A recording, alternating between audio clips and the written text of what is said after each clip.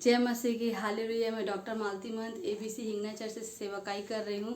आप सबसे विनती है कि जो भी वीडियो देखते हो हमें बताइए कि आप कहाँ से देख रहे हो। आपके लाइफ में कोई भी तकलीफ हो तो हमसे शेयर करिए। मैं हफ्ते में एक दिन उपवास रखती हूँ, आप सबके लिए मैं प्रार्थना करती हूँ, तारीफ करती हूँ कि खुदा बाप ने हम सबको चंगा रखा। हम मत्ती के 13 चैप्टर में पहुँच गए हैं और अगला हम जो देखेंगे वो दृष्टांत है। दृष्टांतों का उद्देश्य जो अपने बाइबल में दिखा रही हूँ, आप भी अपने बाइबल में देखिएगा। जैसे 10वें वचन में ये बोलता है, चेलों ने पास आकर उससे कहा। मतलब जो यीशु मसीह के 12 चेले थे वो यीशु मसीह के पास आकर यीशु मसीह से कहते हैं, तू लोगों को दृष्टांतों में क्यों बातें करता है। मतलब चेले बोलते कि आप लोगों को दृष्टांतों में क्यों बताते हो।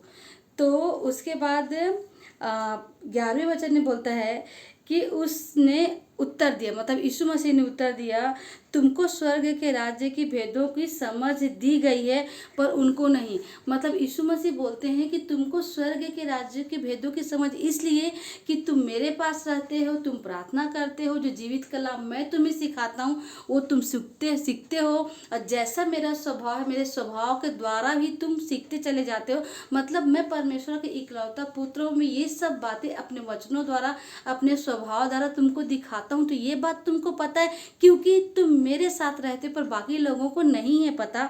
ऐसा यीशु मसीह बोलते। 12वें वचन में ऐसा बोलते हैं, क्योंकि जिसके पास है उसे दिया जाएगा।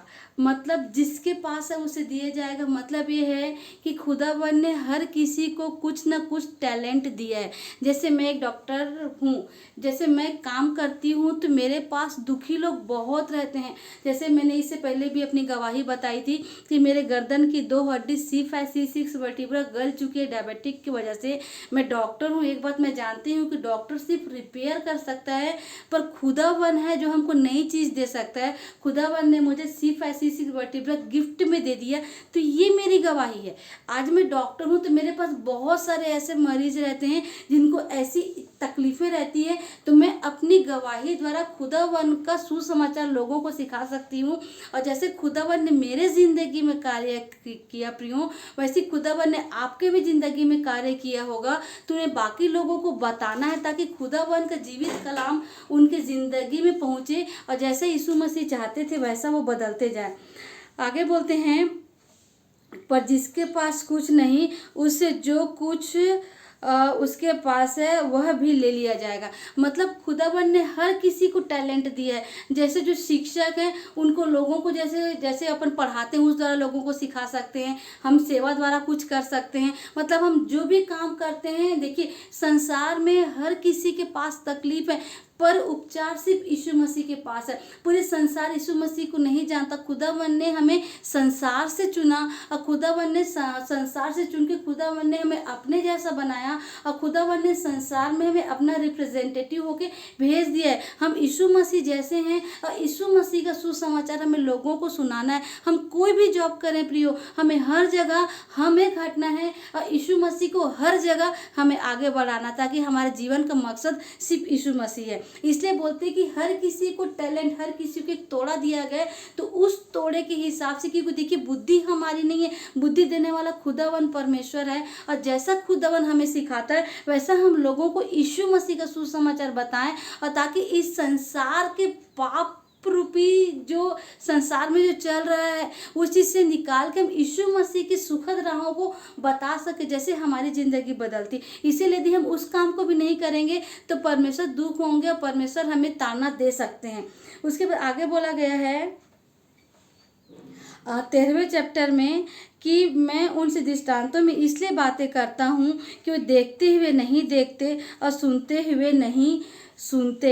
मतलब ये बताया जा रहा है कि देखिए जैसे आज देखते हुए देखना, मतलब मुझे पता है कि मेरे गर्दन की 2 हड्डी गल चुकी थी, पर अब मुझे लोगों को जाके बताना है कि मेरे खुदावन ने मुझे हड्डी दी। तो जैसा मेरा खुदावन मुझसे मोहब्बत करता वैसा खुदावन आपसे भी मोहब्बत करता। मैंने देखा कि खुदावन ने जो मेरी हड्डी दी वो मैंने देखा, मैंने सुना कि खुदावन के वचनों से बात करने से खुदावन हमारी ज़िंदगी में कार्य करता है।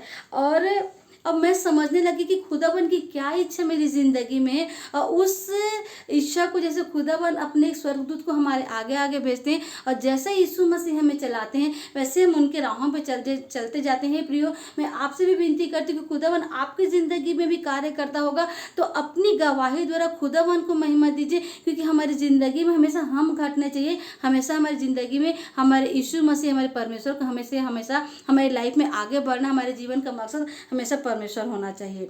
आगे बोलते हैं, उसके बाद बोला कि उनके विषय में यशायाह है कि यह भविष्यवाणी पूरी होती है।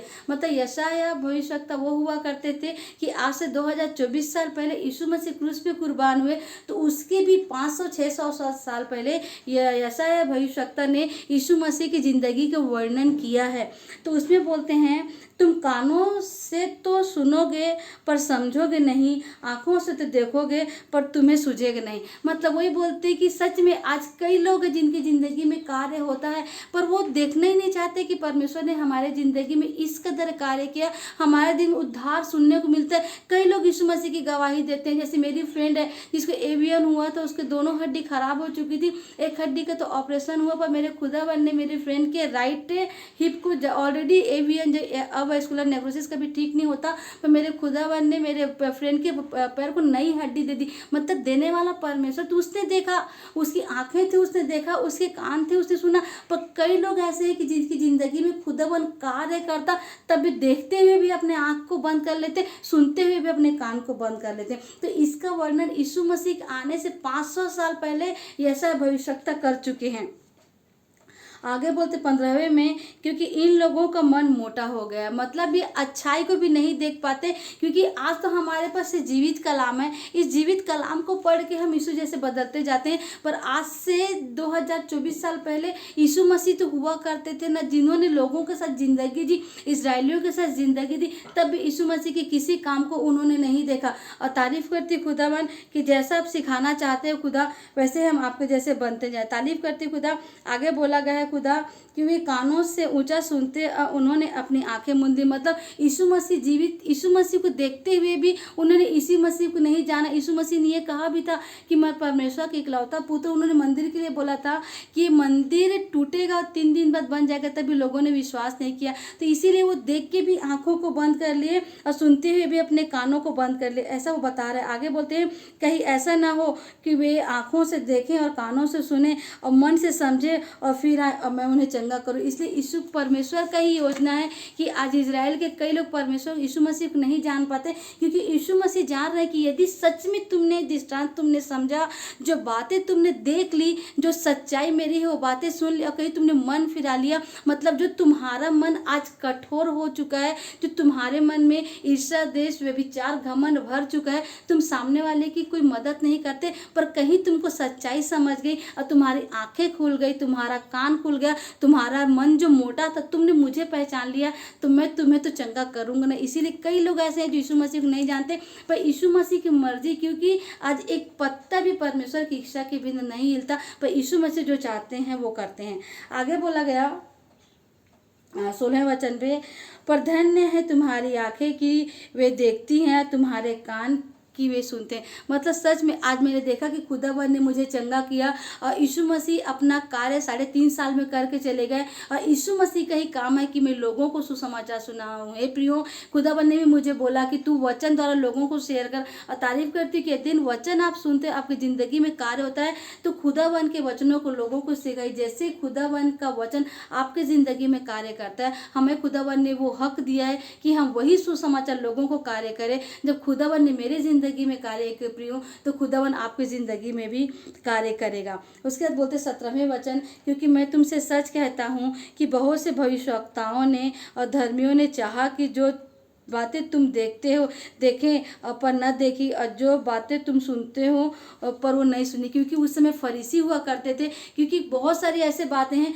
कि जब यीशु मसीह पहाड़ से उतरते थे, प्रार्थना करते थे, तो फरीसी यीशु मसीह के पीछे हुआ करते थे ताकि यीशु मसीह की गलती निकाले। चेले तो सीखते थे, पर लोगों जिनको यूं ही फ्री में भोजन मिल जाता था, पर उस दिन जिसको नीड थी वो कोढ़ी आता है और खुदावन के पास दंडवत करता है। इसलिए कल भी खुदावन के पास लोग आना चाहते थे, नहीं आ आ पाए। आज भी लोग खुदावन के पास आना चाहते नहीं आते, और सिर्फ एक बात है कि मैं अपने आप पे घमंड कर लेते हैं कि मैं ही सब कुछ। नहीं, हम कुछ भी नहीं है, हम शून्य हैं। ये जीवित कलाम है जो सब कुछ है। इस जीवित कलाम को हम पढ़ते हैं और खुदावन हमारे अंदर कार्य करता है, हम यीशु मसीह जैसे बदलते चले जाते हैं। हे प्रियो, मैं आपसे बात करती हूँ प्रियो, यदि आपकी ज़िंदगी में खुदावन कार्य करता है तो अपने कार्य द्वारा, अपने स्वभाव द्वारा, क्योंकि हर कोई बाइबल को नहीं पढ़ सकता, पर हम बाइबल को पढ़ के हमारे स्वभाव यीशु मसीह जैसे बदलते जाता है। क्योंकि मैंने 1000 बार समझाया कि हम झगड़े से नहीं जीत सकते, पर हम झगड़े को सिर्फ प्यार से जीत सकते हैं।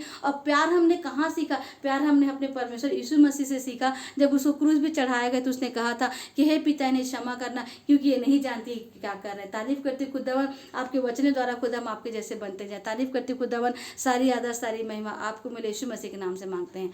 आमीन, आमीन, आमीन।